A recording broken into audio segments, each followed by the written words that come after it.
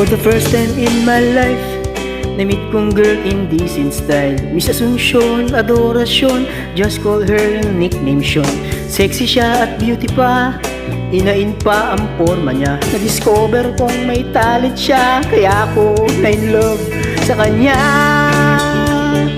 Pagkausap ko siya, tumitigas ang titiyan ko. Sa katatawa, sa mga bangka niya. Pag siya ay nagkwento na, lumalabas ang pekas niya. Sa bibig niya, kadaldalan niya, lumilitaw ang tinga niya.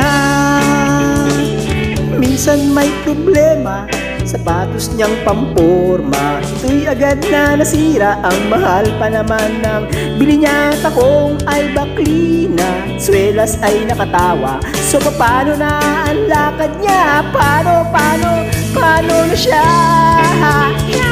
So I came to the rescue, Mr. Zapatero. Kumuha ng martilyo at saka sipilyo. Pupukin at pakuin, idikit natin at iskubahin ang sapatos ng idol kong si Sean. Adoracion, kikinis at kikinis ng kikinis Sean. Lagyan mo ng bitong titibay ng titibayon.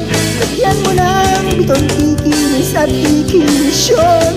Lagyan mo ng bitong titibay ng titibayon.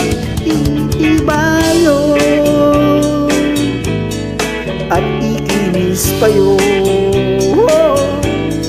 Titibayon at ikinis pa yun. Pagkausap ko siya, tumitigas ang tiyan ko. Tiyan ko sa katatawa, sa mga bangka niya. Pag siya ay nagkwento na, lumalabas ang pekas niya. Sa bibig niya, kadaldalan niya, lumilitaw ang tinga niya.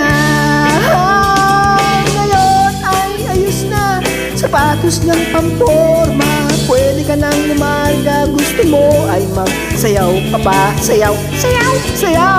Sapatos mo ay yung isayaw, huwag ka nang mahiya. Hubagin mo na kahit amoy aging punga. Yung cute mong pa. Kikinis yun, kikinis at kikinis yun. Lagyan mo ng bitong titibay ng titibayon. Lagyan mo ng bitong kikinis at kikinis yun. Lagyan mo ng bitong titibay ng titibayon. Titibayon